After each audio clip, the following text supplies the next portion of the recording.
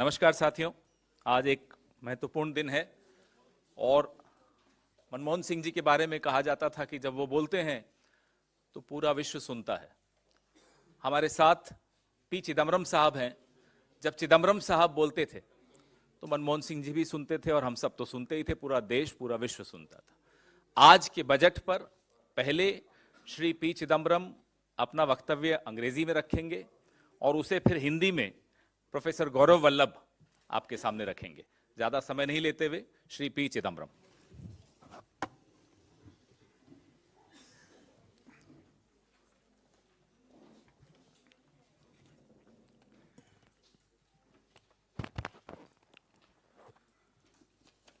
Good evening to all of you. As usual, I have a brief opening statement.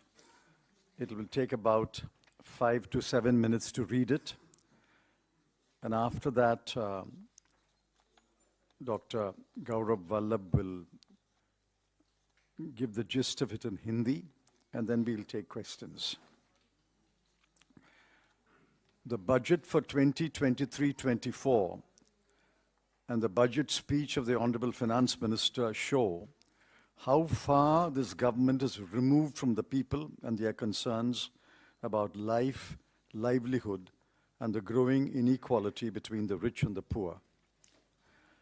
Let me begin by pointing out with regret that the FM has not mentioned the words unemployment, poverty, inequality, or equity anywhere in her speech. Mercifully, she has mentioned the word poor twice in her speech. I'm sure the people of India will take note of who are in the concerns of the government and who are not. Let me turn to the numbers. Last year, the government estimated the GDP for 2021-22 at rupees 232,14,703 crore, and assuming a nominal growth rate of 11.1%, projected the GDP for 22-23 at rupees 258 lakh crore. The GDP for 21-22 has since been revised upward to rupees 236 lakh 64,637 crore. In today's budget papers, the GDP for 22-23 has been estimated at rupees 273 7 lakhs 751 crore, which yields a growth rate of 15.4%, much above the earlier estimate. Given this impressive numbers, real GDP ought to have grown in double digits. Yet the FM and the Economic Survey put the GDP growth at only 7% this year. Will the government explain? The claim of real GDP growth is on the face of lower capital expenditure. Please see the following numbers. In the current year, the BE and RE numbers, capital expenditure was budgeted at 7,50,246 crore. Revised estimate is lower at 7,28,274 crore. Grants for creation of capital assets was estimated at 3,17,643 crore. Revised is 3,25,588 crore. The effective capital expenditure was estimated at 10,67,889 crore, but revised downwards to 10,53,862 crore. Please note that both capital expenditure of the central government and the effective capital expenditure are lower than the budget estimates. So what drove growth in 22-23? We know that private investment is down, exports are down, and private consumption is stagnant. So how does the government explain the 7% growth in the current year? Besides, in 22-23, the growth rates in Q1 and Q2 have been estimated at 13.5% and 6.3% respectively. So we already have 9.9% growth in the first half of the year. If the whole year will only yield 7%, does that mean that Q3 and Q4 will record growth rates of only 4 to 4.5%? For the whole year, therefore, quarterly GDP growth rate is sliding. 13.5, down to 6.3, down to 4.2, and then eventually down to 4.0. There are other numbers which are disconcerting. The lesson to be drawn is that the government is not spending what was promised on key schemes. Now, I've given the numbers in the BE and the RE. Just look at the numbers. Agriculture and allied activities, 83,521 crore, down to 76,279 crore. PM Kisan, 68,000 crore to 60,000 crore. Education, 104,278 crore to 99,881 crore. Health, 86,606 crore to 76,351 crore. Social welfare, 51,780 crore to 46,502 crore. Urban development, 76,549 crore to 74,546 crore. This is shocking. Umbrella scheme for development of scheduled caste, 8,710 crore to 7,722 crore. Scheduled tribes, 4,111 crore to 3,874 crore. Minorities, 1,810 crore to only 530 crore. And other vulnerable groups, 1,931 crore to 1,921 crore. Now look at transfer to state. What was promised was 3,34,339 crore. But what will be transferred is only 2,70,936 crore. Where have the remaining 64,000 crore gone? No taxes have been reduced, except for the small number who have opted for the new tax regime. No indirect taxes have been reduced. There is no cut in the cruel and irrational GST rates. There is no reduction in the prices of petrol, diesel, cement, fertilizers, etc. There is no cut in the numerous surcharges and cesses which are anyway not shared with the state governments. Who has benefited by this budget?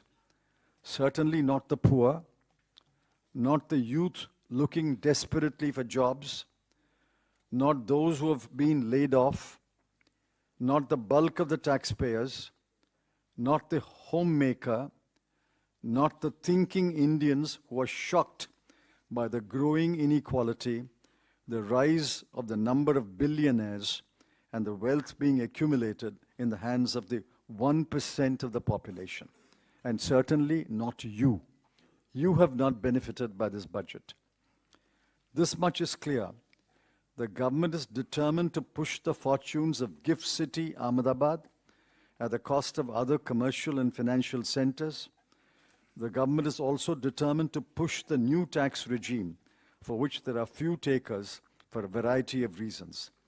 Besides, making the new tax regime the default option is grossly unfair and will rob the ordinary taxpayer of the meager social security that he may get under the old tax regime.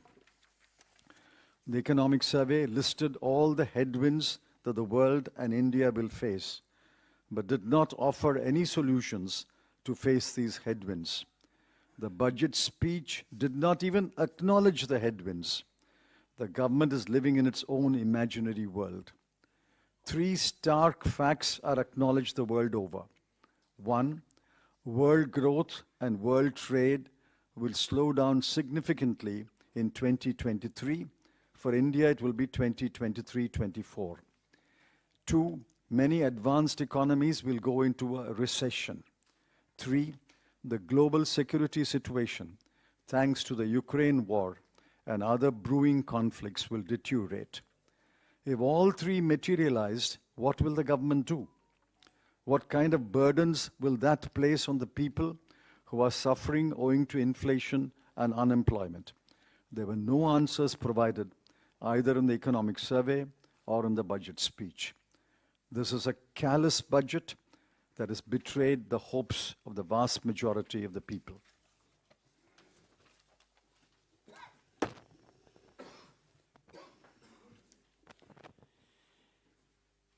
नमस्कार साथियों,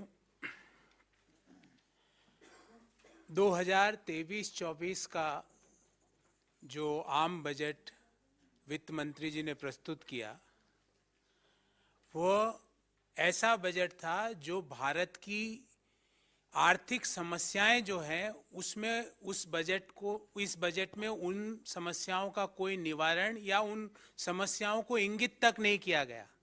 आप सब लोगों को जान के ताज्जुब होगा कि पूरे बजट में बेरोजगारी, गरीबी, आर्थिक असमानता शब्द का प्रयोग तक नहीं किया गया। पुअर, गरीब का शब्द का प्रयोग भी मात्र 2 दफा पूरे बजट भाषण में वित्त मंत्री जी ने किया। इससे ये समझ में आ जाता है कि ये आम बजट किसके लिए बनाया गया था और इसका फोकस कौन था। सबसे पहले हम कुछ नंबर्स की बात करेंगे। 2021-22 में देश की जीडीपी 232,14,703 करोड़ वित्त मंत्री जी ने बताई थी और ये भी बताया कि नॉमिनल ग्रोथ 11.1% रहने की उम्मीद है। उसके अनुसार 22-23 की जीडीपी 258 लाख करोड़ रुपया होनी चाहिए थी, पर 2021-22 की जीडीपी को फिर रिवाइज किया गया। जो पहले 232.14 लाख करोड़ बताई गई, उसको 236.64 लाख करोड़ रुपया उसको रिवाइज किया गया। आज के बजट भाषण में जो मौजूदा वित्तीय वर्ष है 2022-23, इसकी जीडीपी 273 लाख करोड़ बताई। अर्थात अगर हम इसका विश्लेषण करें तो नॉमिनल जीडीपी में ग्रोथ होता है 15.4%। नॉमिनल जीडीपी में अगर 15.4% की ग्रोथ है तो रियल जीडीपी कम से कम डबल डिजिट में होनी चाहिए। वित्त मंत्री जी और आर्थिक सर्वेक्षण में इसको 7% पर बताया गया। क्या सरकार बताएगी कि ये 7% ही क्यों है? क्योंकि जो आपके बजट के जो नॉमिनल जीडीपी के नंबर्स हैं वो तो कुछ और ही व्याख्या कर रहे हैं। दूसरी बात, जो सरकार का जो कैपिटल एक्सपेंडिचर है वो जो एस्टिमेट किया था मौजूदा वित्तीय वर्ष में 10,67,889 करोड़, 10.678889 करोड़, जबकि रिवाइज्ड एस्टिमेट में वो 10,53,862 करोड़ हुआ। मतलब जो पूंजीगत खर्चा सरकार करना चाहती थी वो भी पूरा नहीं कर पाई। अब सवाल ये उठता है कि जब प्राइवेट इन्वेस्टमेंट गिर रहा है, एक्सपोर्ट्स गिर रहे हैं, प्राइवेट कंजम्पशन मोर और लेस स्थिर बना हुआ है, जो कैपिटल एक्सपेंडिचर है, पूंजीगत खर्चा है, वो गिर रहा है, तो ये 7% जीडीपी अचीव हुई तो हुई कैसे? इसका कोई व्याख्या इस बजट में नहीं दी गई। उसके अलावा जो मौजूदा वित्तीय वर्ष के 2 पहले क्वार्टर के जो रिजल्ट आए, 13.5% की ग्रोथ और 6.3% की ग्रोथ, तो पहले हाफ ईयर में देश की जीडीपी ग्रोथ हुई 9.9%। अगर हम मान भी लें कि 7% की जीडीपी ग्रोथ होगी तो आने वाले जो क्वार्टर 3 और क्वार्टर 4 है उसकी ग्रोथ 4 से 4.5% रहेगी। अर्थात मौजूदा वित्तीय वर्ष में क्वार्टर दर क्वार्टर देश की जीडीपी ग्रोथ रेट गिरी है। मौजूदा वित्तीय वर्ष के पहले क्वार्टर में 13.5%, दूसरे क्वार्टर में 6.3%, तीसरे क्वार्टर में 4 से 4.5% के बीच और चौथे में भी यही। तो देश क्वार्टर दर क्वार्टर मौजूदा वित्तीय वर्ष में जीडीपी ग्रोथ गिरी है। यह भी बड़ी ताज्जुब की बात है कि देश की सरकार देश की प्रमुख स्कीम्स में जितना खर्चा करने का सोचती है उतना खर्च भी नहीं कर पाती है। कुछ उदाहरण आपके सामने रखता हूं। कृषि पर सोचा था सरकार ने कि 83,521 करोड़ रुपए खर्च करेगी, जबकि इसको रिवाइज कर दिया गया 76,279 करोड़। पीएम किसान पर 68,000 करोड़ रुपया खर्च करने का बजटरी एस्टीमेट था, जबकि वास्तविक खर्च हुआ 60,000 करोड़। एजुकेशन पर शिक्षा 1,04,278 करोड़ रुपए खर्च करने का बजटरी एस्टीमेट था, खर्च किया मात्र 99,881 करोड़। हेल्थ पर 86,606 करोड़ की जगह 76,351 करोड़। सामाजिक वेलफेयर पे 51,780 की जगह 46,502 करोड़। शहरी विकास पर 76,549 करोड़ की जगह 74,546 crore. Development for the SC community पे 8,710 करोड़ खर्च करने का सोचा था और खर्च किया मात्र 7,722 करोड़। शेड्यूल ट्राइब्स के विकास पर सोचा था 4,111 करोड़ रुपए खर्च करेगी सरकार, खर्च किया मात्र 3,874।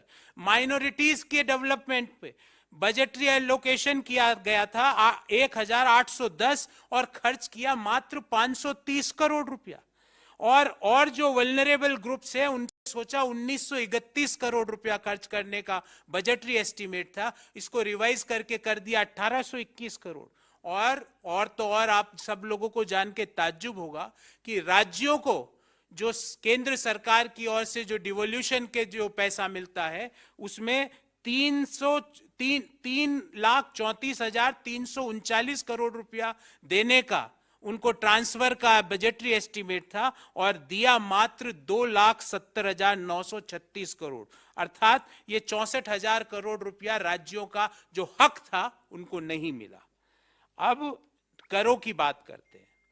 कोई मेजर करों में कटौती नहीं की गई, सिवाय जो न्यू टैक्स रिजीम में जो लोग ऑप्ट करते हैं उनमें छोटा सा मार्जिनल फेरबदल किया गया।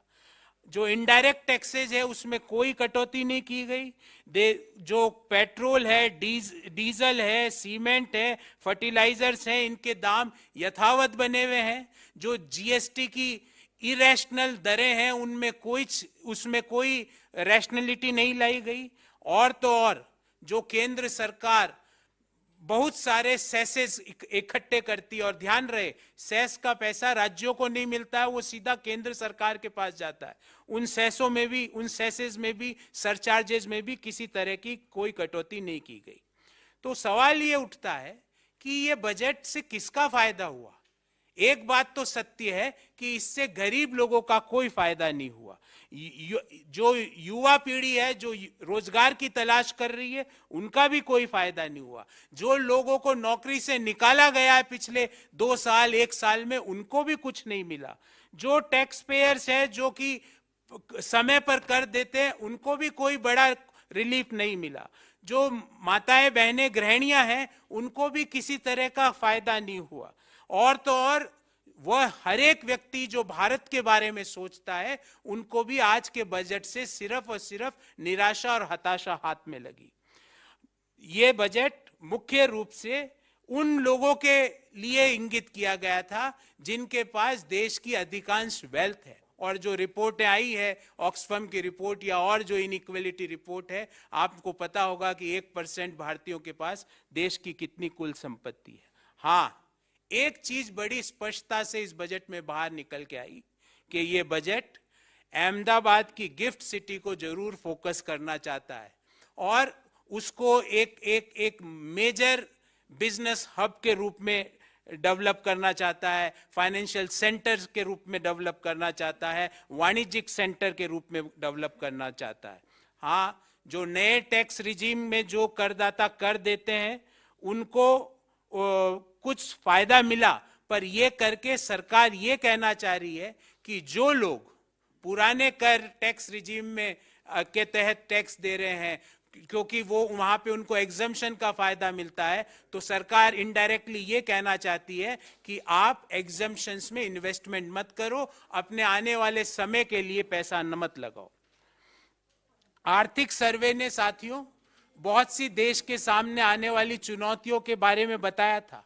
हमें उम्मीद थी कि वित्त मंत्री उन चुनौतियों का किस तरह सामना करेंगे, उसके बारे में विस्तार से अपने बजट भाषण में उल्लेख करेंगे। मैं 3 मुद्दे आपके सामने रखना चाहता हूं। पहला, जो 2023 का वर्ष है, इसमें दुनिया की ग्रोथ और दुनिया की ट्रेड स्लो डाउन होगी, उसका भारतीय अर्थव्यवस्था पर क्या फर्क पड़ेगा, क्या इंपैक्ट पड़ेगा, वित्त मंत्री जी इसके बारे में बिल्कुल खामोश थी। दूसरा, दुनिया की बड़ी अर्थव्यवस्थाएं रिसेशन में जाएगी, उसके कारण देश की अर्थव्यवस्था पर क्या फर्क पड़ेगा, इसके बारे में इस बजट में किसी भी तरह का उल्लेख नहीं किया गया। और लास्ट, जो वैश्विक सिक्योरिटी सिचुएशन है, उसके बाद जो और आगे आने वाले समय में और ज्यादा डेट्रियोट करेगी, उसके बारे में भी इस बजट में किसी तरह का उल्लेख नहीं है।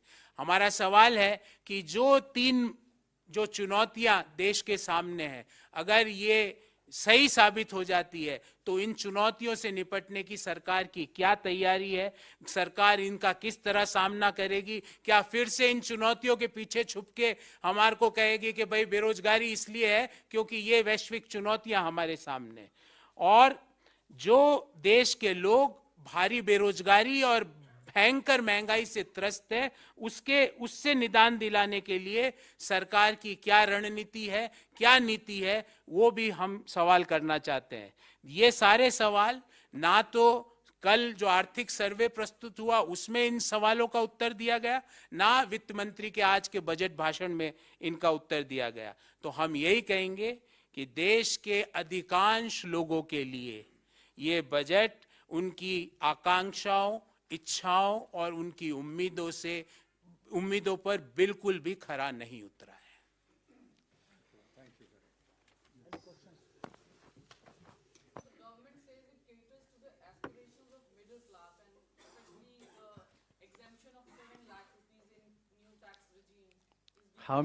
What proportion of taxpayers have moved to the new tax regime? The Income Tax Department is expected to release basic data every year. The last data that has been released is only for assessment year 2019-20. Why has the data not been released? How many people have switched over to the new tax regime? How many of you have switched over to the new tax regime? What about those who have not switched over to the new tax regime? Has there been 1 rupee benefit for them?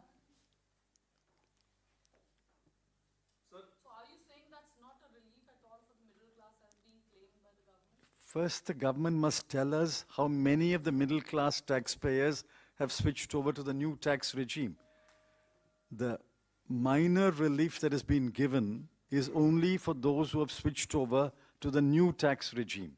For those who are in the old tax regime, there is no concession at all. Considering that the world is staring at a recession and there has been a continuous fall in the GDP growth quarter by quarter in our country, do you think the targets set by the government of 6 to 6.8% are achievable? Targets are meaningless for this government. Look at the opening few paragraphs. They say nominal growth this year has been 15.4%. But they say real growth will be 7%. Now, this is beyond my capacity to understand. How can nominal growth be 15.4 and net real growth be only 7%? I mean, somebody must explain. I'll admit that we are not very well informed, but those who are well informed should explain to us. So you expect a further fall in The GDP growth is falling. It was 13.5% in the first quarter, 6.3% in the second quarter, and according to their own number, the whole year will be 7%. Arithmetically, it works out only to another 8.2% in 2 quarters. So I've divided it into 4.2 and 4. You can divide it into 4.1 and 4.1.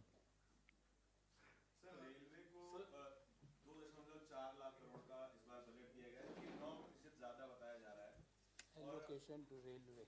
There's been increase.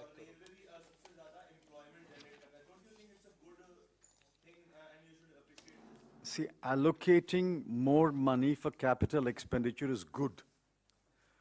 Allocating more money for capital expenditure in railway is good. But look at the record of this government. It allocates money for capital expenditure, but spends 22,000 crore less. Will they be able to spend the additional allocation? That is the question. And how many jobs in the railways are vacant? How many exams of railways have been cancelled? So allocating money is not equal to spending the money, nor is allocating money equal to creating jobs. It's only when you actually spend the money and fill the vacancies, your objective will be achieved. Just a follow-up of the first question that we asked. Do you think that by incentivizing the new tax regime, the government actually wants to move towards one system of and do away with the old tax regime? You are absolutely correct. That is their intention. But there is a simpler way of doing that. Just say, after 3 years or 4 years, all exemptions will come to an end. Why are you taking this circuitous route? Simply say all exemptions will come to an end, say by 2027 or 2028, and there becomes one tax regime then. Why do you have a exemption tax regime, a no exemption tax regime, and then say it's a default option? What is all this complicated exercise? The ultimate aim of the government is that tax exemptions should be abolished. Tax exemptions give some social security to the middle class today. If tax exemptions are abolished, then there must be another mechanism by which the taxpayer gets some social security. Sir Congress के सांसद कार्तिक चिदम्बरम जो आपके बेटे भी हैं उन्होंने तारीफ की है और उनके स्टेटमेंट की काफी चर्चा हो रही है आज जो टैक्स में कटौती हुई है उसकी उन्होंने तारीफ की है तो उस पर आप क्या कहते हैं? What's he saying? Karthik has said good things about this budget. Appreciated the budget. The tax exemption. He's welcomed the government's move of exempting 7 lakh rupees. That is his view. I don't know if he has moved to the new tax regime. I don't know. That is his view. Sir, how is the situation of the unemployment and the income inequality in the country after seeing the budget and the overall state of the economy? Because Dr. Farooq Abdullah and other opposition leaders have said that technically there is no middle class. People have been pushed towards the poor class or towards many of them towards poverty. See, 5.6 crore people have fallen below the poverty line in the last 3 years, thanks to the pandemic and other reasons. Now, to assume that the poor will remain poor and 1% of this country will accumulate the wealth, that's an assumption which we reject as a cruel, cynical assumption. You have to reduce inequality. You have to ensure that the middle class grows. You have to ensure that more people below the poverty line go above the poverty line. Please read the Azim Premji University report. Crores of people have been pushed below the poverty line. And whatever middle class there is, you are denying any relief to that middle class unless that middle class taxpayer moves to the new tax regime. And that is a paltry relief. If you do the calculations, and that will burden this statement, you do the calculation, there is really no benefit except in the middle two slabs. There is really no benefit even under the new tax regime.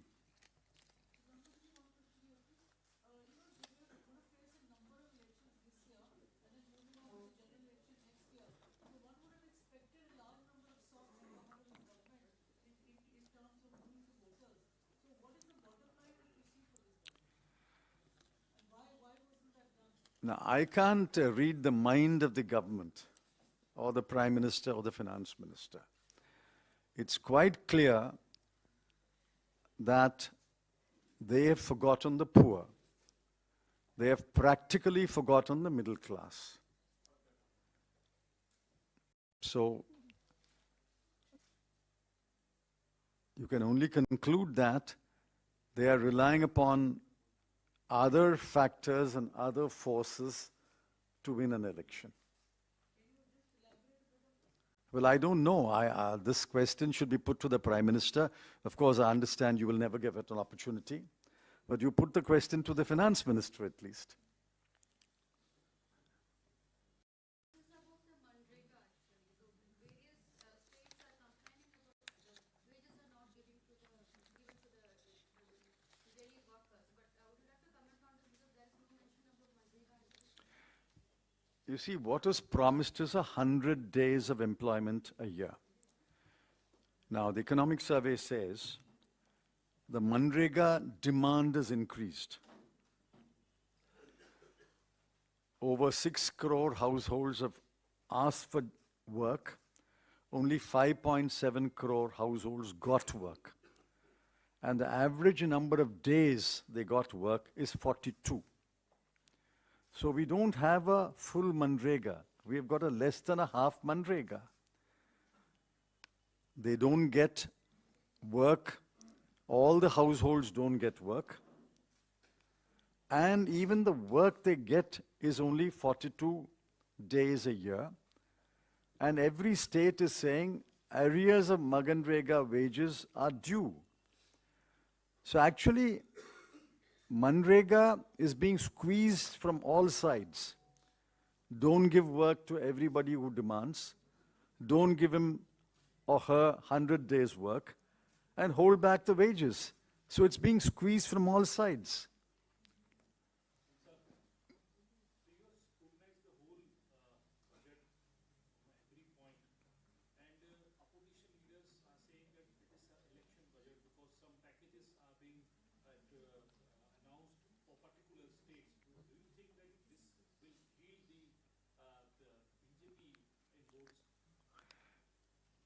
Well, I don't know what state got what. You have to, but you have to look into it. But the fact is that in 22-23, they promised to transfer 3,34,339 crore. They will transfer only 2,70,936 crore. What is the use of announcing packages if money is not transferred? They have transferred, or they will transfer by 31st of March this year, 70,000 crore less than what was promised. Now, this is the budget number. They can't transfer any more, because once this budget is approved, they cannot transfer anything more than 2,70,936 crore. So the state should be asking, where is the money that you promised us? You promised to transfer 3,34,000 crore. You are transferring only 2,70,000 crore. That is the question which chief ministers must ask. And I hope they will.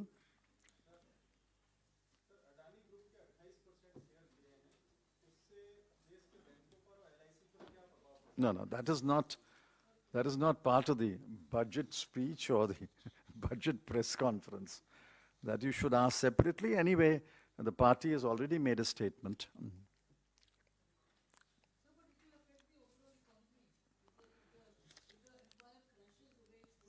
Did you put the question to the finance minister a couple of hours ago? Any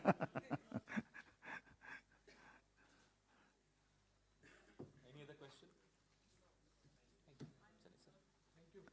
Okay, thank you. Thanks.